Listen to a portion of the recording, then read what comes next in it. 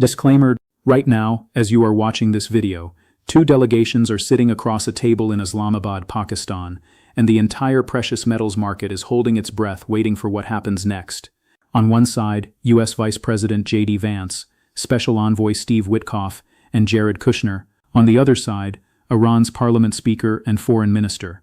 Between them, a fragile two-week ceasefire that almost collapsed twice this week, a Strait of Hormuz that still isn't fully open, a global oil market that has been distorted for 6 weeks straight, and an inflation report that landed just this morning that shocked almost every economist on Wall Street.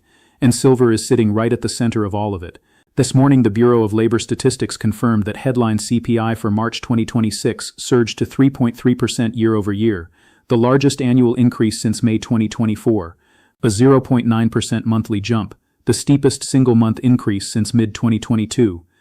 Energy prices alone spiked 10.9% in a single month, gasoline up over 21% from February to March.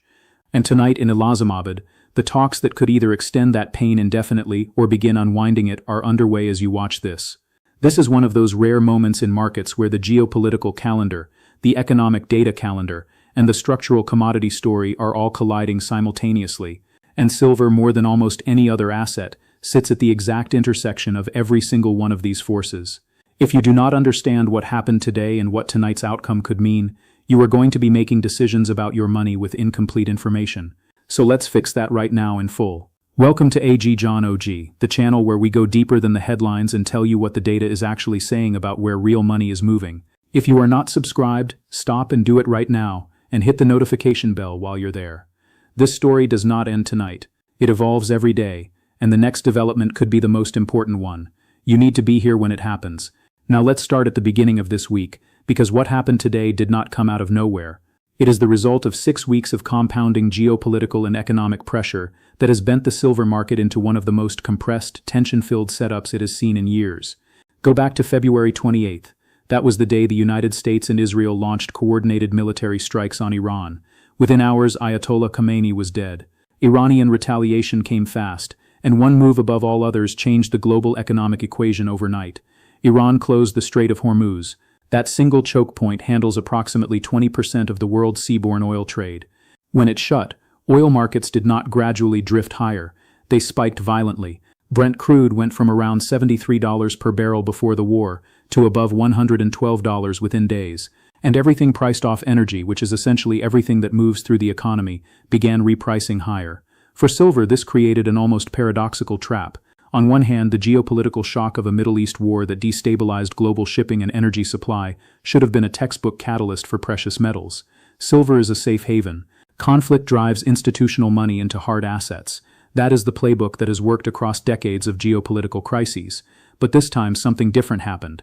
And understanding why it happened is critical to understanding what tonight's talks in Islamabad could mean for silver going forward. When energy prices spike the way they did after the strait closed, they do not just raise the price of gasoline. They feed directly into inflation expectations across the entire economy. Trucking costs, airfares, food transportation, manufacturing inputs. The price of essentially everything that requires fuel to produce or deliver moves higher with a lag. And when inflation expectations rise that sharply and that fast, the Federal Reserve's hands get tied. The central bank cannot cut interest rates when inflation is accelerating toward 4%. And rate cuts, as any serious silver investor knows, are one of the most powerful short-term catalysts for precious metals. Before the war began, markets had priced in 2 Federal Reserve rate cuts for 2026. Within days of the strait closing and oil prices exploding, those rate cut expectations evaporated. By early April, markets were pricing exactly 0 rate cuts for the entire year. Silver, which had been trading near all-time highs above $90 in January and February, lost more than 20% of its value from peak to trough as those rate cut expectations disappeared. The metal that had doubled in a single year suddenly looked like it had forgotten how to find a floor. But then something shifted this week, and today's CPI report is the key to understanding both the danger and the opportunity in silver right now.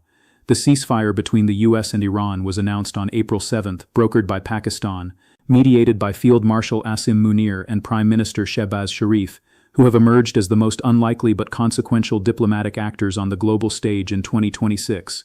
The announcement came with the terms that the Strait of Hormuz would reopen during the 2-week pause. Oil prices dropped sharply on the news. and immediately the narrative around Federal Reserve policy began to shift again. If the Strait opens, oil prices fall. If oil prices fall, the energy component of CPI normalizes. If CPI normalizes, the Fed has room to cut, and if the Fed cuts, silver is one of the biggest beneficiaries. Silver rallied more than 4% this week on that logic. By Friday morning, it was trading around $75 per ounce, heading for its third straight weekly gain, with markets starting to price back in the possibility of at least one rate cut before the end of the year. And then today's CPI number landed, 3.3%, the highest since May 2024, driven almost entirely by a 21.2% surge in gasoline prices reflecting the energy shock from the Strait closure. Core inflation, which strips out food and energy, came in at 2.6% year over year, relatively contained, which gave markets a complicated signal to process. Here is the nuance that most commentary missed. The core number being relatively controlled tells the Federal Reserve something important. The inflation pressure right now is primarily an energy shock, not a broad-based wage and services spiral, the kind of inflation that the Fed can look through if the underlying cause begins to resolve. The BLS data released today is already backward-looking. It captures what happened in March, when the Strait was closed and oil was above $100. If the Islamabad talks succeed tonight and the Strait reopens permanently, the April CPI reading will tell a different story entirely. This is the precise moment where tonight's diplomatic outcome becomes directly relevant to what happens to silver in the days and weeks ahead. Not eventually, not as some abstract future possibility, in the very near term. Let's map out the scenarios clearly, because this is where the analysis gets practical. Scenario 1. The Islamabad talks succeed. Iran agrees to permanently reopen the Strait of Hormuz as part of a broader framework leading toward a peace settlement. Oil prices, already declining on ceasefire optimism, fall further. The energy inflation that dominated the March CPI report begins unwinding in April data. Federal Reserve rate cut expectations, which markets currently price at roughly a 30% probability of even a single cut in December, move meaningfully higher. A weaker dollar typically accompanies a more dovish Fed outlook. And silver, which has already demonstrated it can surge more than 4% in a single week when geopolitical risk recedes, gets all three of its major tailwinds firing simultaneously. Lower rates, lower dollar, and freed up industrial supply chains as global shipping through the Gulf normalizes. Scenario 2. The talks collapse or produce only a fragile extension of an existing ceasefire without real progress on the Strait. Iran continues blocking oil flow. Brent crude, which had been pulling back toward $95 on ceasefire optimism, reverses and pushes back above 110. Oxford Economics lead U.S. economist Bernard Yaros warned in a note released today that the April CPI reading will be uncomfortably strong regardless of what happens this weekend, partly because higher diesel prices feeding into transportation costs take weeks to show up in the data.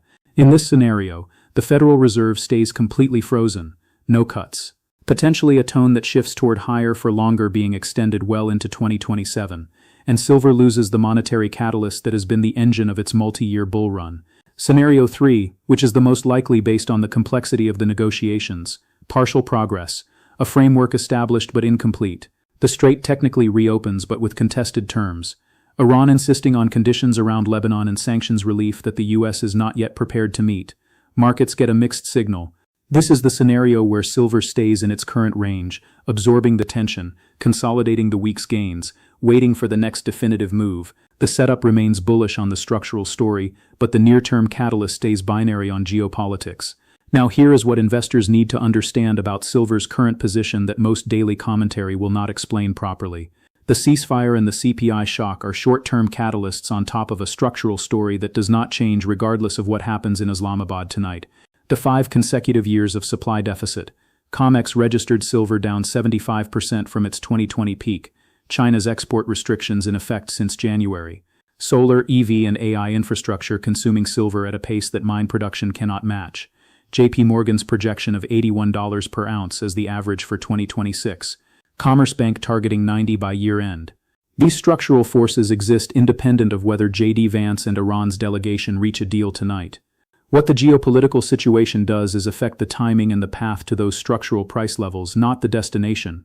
If the Strait reopens and energy inflation subsides, the Fed gets cover to cut, the dollar weakens, and institutional money that has been sitting on the sidelines during the uncertainty floods back into precious metals.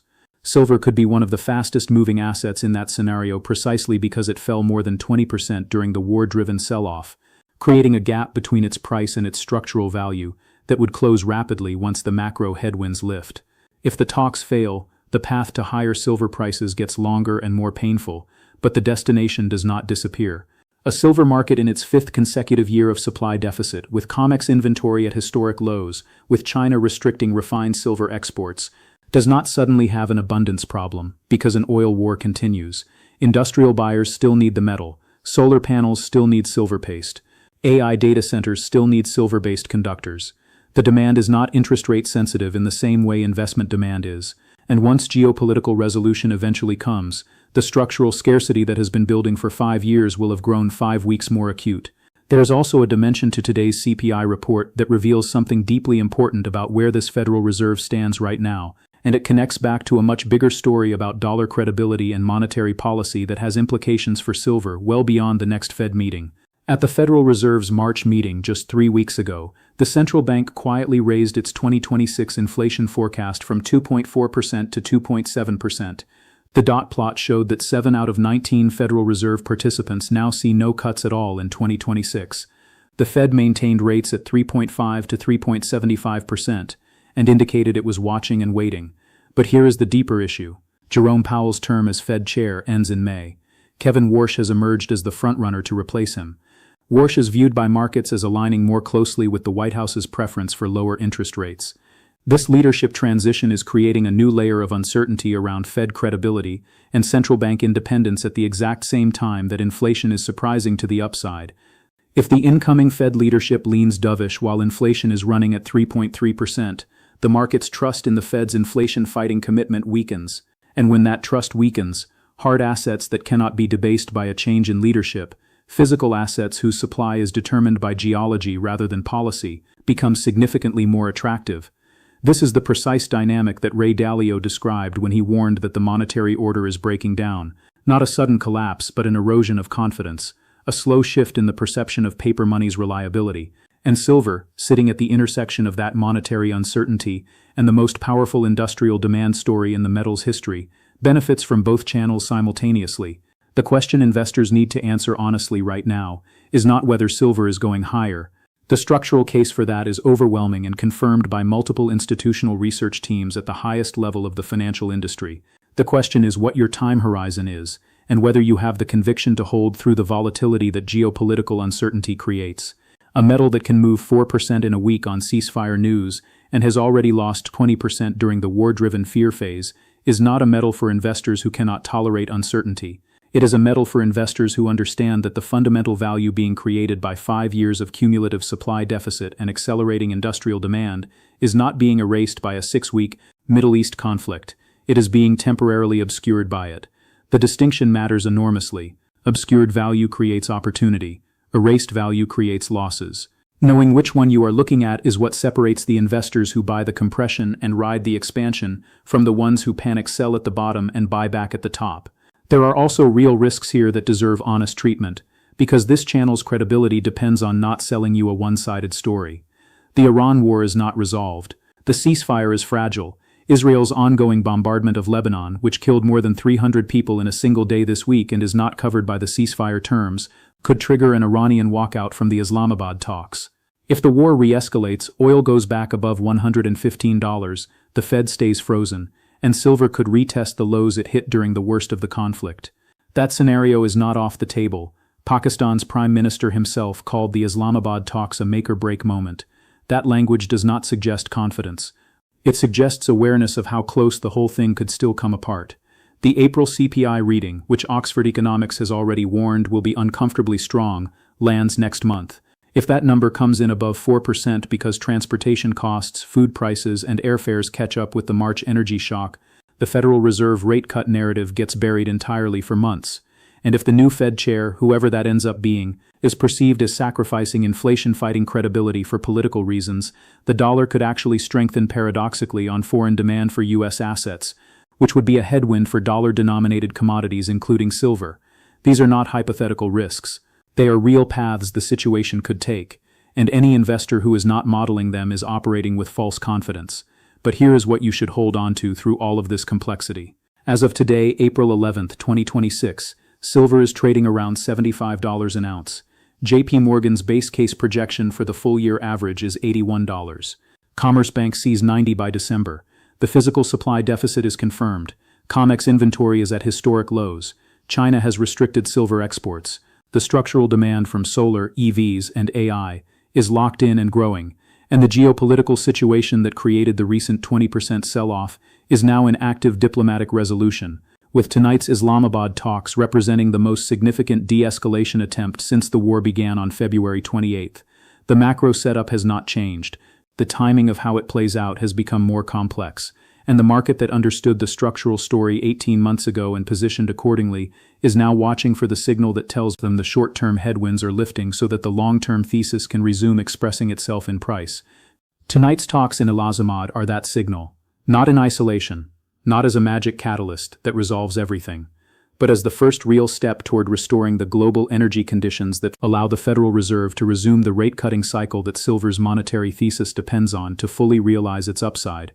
Now I want to hear from you, and I mean it specifically and urgently this time because the situation is live right now as you watch this. When you wake up tomorrow morning, one of three outcomes will have happened in Islamabad. A real breakthrough with terms for permanent strait reopening, a partial agreement that extends the ceasefire, or a collapse that sends the situation back to the brink. Tell me in the comments which scenario you think is most likely and how you are positioned ahead of it. Are you holding silver through this volatility on the structural thesis? Did you sell during the war-driven pullback? Are you watching from the sidelines waiting for more certainty? There is no wrong answer here. But the most important thing you can do right now is be honest with yourself about your reasoning, because clarity of thought in a complex moment is worth more than any price target. Drop your read on tonight's Islamabad outcome below, and if you are not subscribed, this is the moment. Tomorrow morning this situation could look completely different, and you need to be here for the follow-up.